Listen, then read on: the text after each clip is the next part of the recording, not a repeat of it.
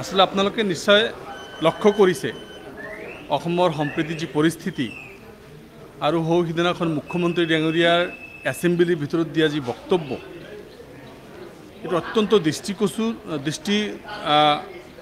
দৃষ্টিকটু হৈছে। খালি অসমৰ সংবাদ মাধ্যমেই নহয়, গোটেই ভাৰতবৰ্ষৰ সংবাদ মাধ্যম আৰু বিভিন্ন ফালৰ পৰা ধিক্কাৰ আহি আছে। আমি লজ্জানত হৈছোঁ যে অসমৰ মুখ্যমন্ত্ৰী এজন সংবিধানৰ ওপৰত শপত খাই এনেকুৱা কথা ক'ব পাৰে। আৰু আমি শংকিত হৈছোঁ, আমাৰ দল শংকিত হৈছে যে এইটো আকৌ নেক্সট গুজৰাট কৰি পেলাব নেকি, ইয়াক এটা ভাতৃঘাতী সংঘাত কামনা কৰি থকা হৈছে নেকি, এইবিলাক কথা আমি অত্যন্ত শংকিত হৈছোঁ। ৰাজনীতি আহিলে ৰাজনীতি কৰিব বেলেগ কথা, কিন্তু এনেকৈ জাতি ধৰ্মক লৈ ৰাজনীতি কৰা, মানুহৰ মাজত বিভাজন ৰাজনীতি কৰা, ধৰ্মক লৈ বিভাজন, অঞ্চলক লৈ বিভাজন, উজনি নামনি লৈ বিভাজন, হিন্দু মুছলমান লৈ বিভাজন, যে উলংগ বিভাজনৰ তেখেতে সৃষ্টি কৰিছে, আমি অত্যন্ত শংকিত হৈছোঁ। আৰু সঁচা অৰ্থত আমি মুখ্যমন্ত্ৰীৰ অসমৰ যি ৰাজ্যৰ মুখ্যমন্ত্ৰী সেইটো আমি ক'বলৈ লাজ পোৱা হৈছোঁ বাহিৰত। আৰু সেই গোটেই বিষয়খিনি আমি যেনেকৈ গভৰ্ণৰক জনাইছিলোঁ ঠিক তেনেকুৱাকৈ কালি আমাৰ মাননীয় সভাপতি আৰু এটা সজাতি দলে মুখ্যমন্ত্ৰীক ব্যক্তিগতভাৱে লগ কৰিছে আৰু এইটো কথা স্পষ্টভাৱে মেমৰেণ্ডাম দিছিল, স্পষ্টভাৱে কৈছে যে আপুনি যেনেকৈ কথাবিলাক পাতিছে এইটো অসমটো অশান্ত হ'ব আৰু যেনেকৈ হওক আপোনালোকে এইটো বন্ধ কৰক।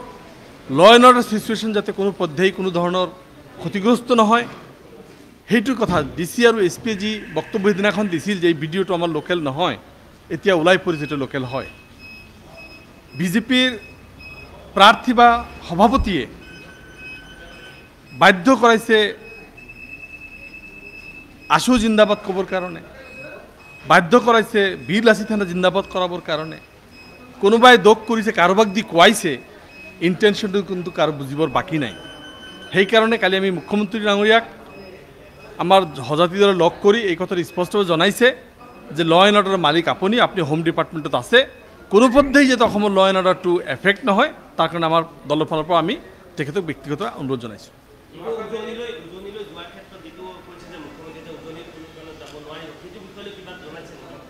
এই কথা আমি স্পষ্টভাৱে কৈছোঁ যে আপোনালোকে যি কথাটো কৈছে কোনো পৰ্যায়ত যাব নোৱাৰিব। সেই একেদিনাই একেটা বক্তব্যতে মুখ্যমন্ত্ৰী কৈছিল যে আমি স্কিল ইউনিভাৰ্চিটিৰ জৰিয়তে আমি মানুহক শিক্ষিত কৰি স্কিল্ড কৰি আমি কেনেকৈ আমি জাপানত কেনেকৈ আমি নাৰ্ছ পঠাম, হংকঙত আমি কেনেকৈ নাৰ্ছ পঠাম, আমি স্কিল কৰি ভাৰতবৰ্ষৰ কেনেকৈ বেলেগ জেগাত পঠাম আৰু আমাৰ মানুহবিলাক স্কিল কৰি আমি অসমত কেনেকৈ আমি কৰিম। যদি তেখেতে আৰু এটা কথাও কৈছিল যে ক'ভিডৰ সময়ত আমি যিবিলাক বাহিৰত আছে তেখেতসকলক এটা পইচা দিম বুলি কৈছিলোঁ, 12 লাখ মানুহে আমাক এপ্লাই কৰিছিল। ডেট মিনছ 12 লাখ যুৱক, অসমৰ যুৱকে অসমৰ বাহিৰত চাকৰি কৰে বা কিবা ব্যক্তিগত চাকৰি কৰে। যদি আমাৰ ল'ৰা বাহিৰত কৰে, যদি আমি আৰু স্কিল কৰি বাহিৰত পঠাবৰ কাৰণে চেষ্টা কৰিছোঁ আৰু আমাৰ অসমৰ শ্ৰমিকে অসমৰ এটা অংশত যাব নোৱাৰিব, এই কথাটো কিমান দূৰ সমীচীন হ'ব পাৰে আপোনালোকে চিন্তা কৰক। মুখ্যমন্ত্ৰীৰ ৰাতিপুৱাৰ বক্তব্য আছিল এইটো, দুপৰীয়াৰ বক্তব্য আছিল যে কোনো পৰ্যায় যাব নিদিওঁ, আৰু সন্ধিয়াৰ বক্তব্যত একেদিনা সন্ধিয়াৰ বক্তব্যত আছিল যে আমি এই অসমখন শান্তি ৰাখিবলৈ হ'লে সকলোৱে মিলিজুলি কাম কৰিব লাগিব, সকলোৱে আস্থাত ল'ব লাগিব। বুজি পোৱা নাই মুখ্যমন্ত্ৰীৰ অৰিজিনেল বক্তব্য কোনটো, ৰাতিপুৱাৰটো, দুপৰীয়াৰটো না আবেলিৰটো। তিনিটা বক্তব্য যোৱা পৰহি তেখেতে দিছে।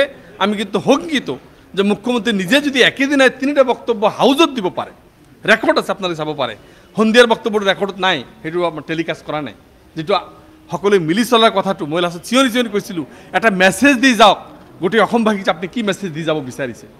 সন্ধিয়াৰ যিটো ডেমোগ্ৰাফিৰ ওপৰত আমাৰ কমলাক্ষদেৰ যিটো মোশ্যন আছিল, সেই মোশ্যন থেকে আকৌ শান্তি সম্প্ৰীতিৰ কথা কৈছে। মই বুজি পোৱা নাই মুখ্যমন্ত্ৰীৰ অৰিজিনেল বক্তব্য কোনটো, ৰাতিপুৱাটো, দুপৰীয়াটো না সন্ধিয়াটো। Thank U.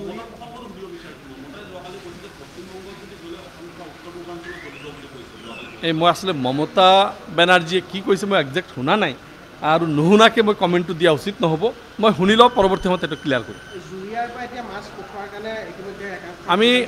আমি কোনোবাই মাছ পঠোৱা, কোনোবাই এজনে, কোনোবাই দুজনে কিবা মানে আউট অফ ফ্ৰাষ্ট্ৰেশ্যন হওক বা খঙত বা ক্ষোভত কিবা এটা কথা কৈছে, এইটো কিন্তু কোনো সমূহীয়া সিদ্ধান্ত নহয়। কোনো সংগঠনৰ সিদ্ধান্ত নহয়, কোনো মিয়া জনগোষ্ঠীৰ সিদ্ধান্ত নহয়, আৰু কোনো মই ভাবোঁ কোনো সংগঠনৰ সিদ্ধান্ত নহয়। কোনোবাই এজনে ছ'চিয়েল মিডিয়াত মাছ নপঠাওক, কোনোবাই চব্জি নপঠাওক কৈ থাকিব পাৰে, এইটো অসমত নহয়। আমি অসমত শান্তিৰে সকলো একেলগে